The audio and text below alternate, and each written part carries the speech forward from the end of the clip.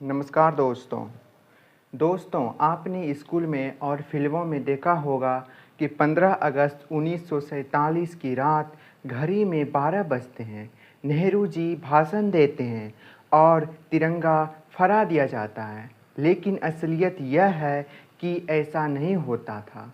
हाँ, रात को आज़ादी मिली थी, लेकिन तिरंगा आधी रात को नहीं फहराया गया था। तो आखिर क्यों? आज मैं आपको इसी पूरे मामले को स्टेप बाय स्टेप समझाने वाला हूँ, जैसे एक कहानी को, और अंत में आप खुद बोलेंगे कि अरे ये तो हमें पता ही नहीं था। सबसे पहले ये समझो कि 15 अगस्त की तारीख हमने खुद नहीं चुनी थी।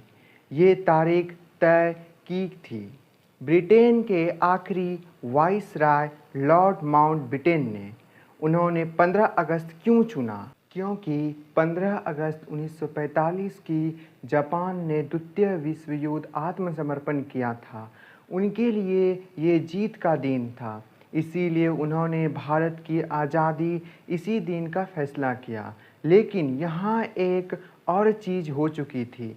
14 अगस्त 1947 को भारत बंटवारा हो चुका था, पाकिस्तान अलग बन चुका था। माउंटबेटन को पहले कराची पाकिस्तान को सत्ता सौंपनी थी, फिर वे दिल्ली आते, पर मतलब 14 अगस्त की रात वे दिल्ली में मौजूद हो रहे थे। 14 अगस्त की रात दिल्ली में संसद भवन में एक खास कार्यक्रम हो रहा था।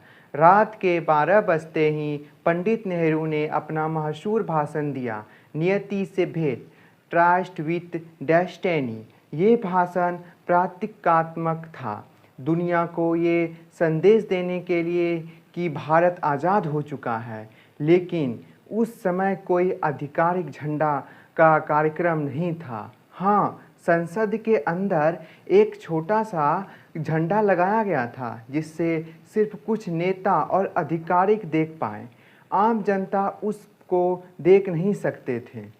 अब सवाल है कि तिरंगा सुबह ही क्यों फहराया गया? इसके पीछे 3 कारण थे। जनता की मौजूदगी बंद, आज़ादी का जश्न हर भारतीय देखना चाहता था। रात के अंधेरे होते, लोग घरों में होते और उस समय इतने बड़े स्तर पर भीड़ जुटाना मुश्किल था। दूसरा कारण था आधिकारिक रस्म।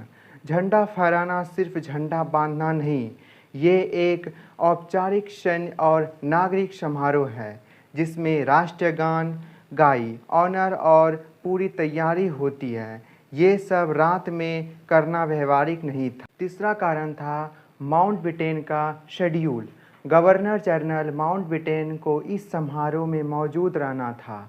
वह सुबह ही दिल्ली पहुँचे, इसीलिए कार्यक्रम सुबह रखा गया। 15 अगस्त 1947 की सुबह दिल्ली के लाल किले के सामने हजारों लोग इकट्ठे हुए। सूरज की पहली किरण तिरंगे पर पड़ी और माहौल में देशभक्ति की लहर दौड़ गई। पंडित नेहरू ने तिरंगा फहराया और राष्ट्रगान बजा, और पूरी दुनिया ने देखा कि भारत आज़ाद हो चुका है। उस दिन भारत का हर कोना तिरंगे में रंग गया था। लोग नाच रहे थे और गा रहे थे। तो दोस्तों, ये था असली सच।